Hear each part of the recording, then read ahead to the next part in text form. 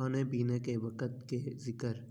खाना पीना शुरू के वक़्त सबसे पहले बिस्मिल्लाहिर्रहमानिर्रहीम पढ़ना चाहिए, जैसे कि हदीस में विरद है।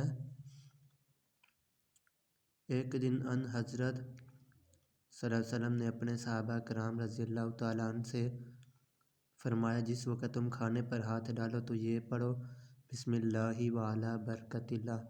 हज़रत आयशा रज़ियल्लाहु तआला अन्हा से रिवायत है कि रसूलुल्लाह सल्लल्लाहु अलैहि वसल्लम ने फरमाया, जब कोई शख्स खाना खाने लगे और बिस्मिल्लाह कहना भूल जाए तो जब याद आए ये पढ़ ले, बिस्मिल्लाहि अव्वल वल आखिर।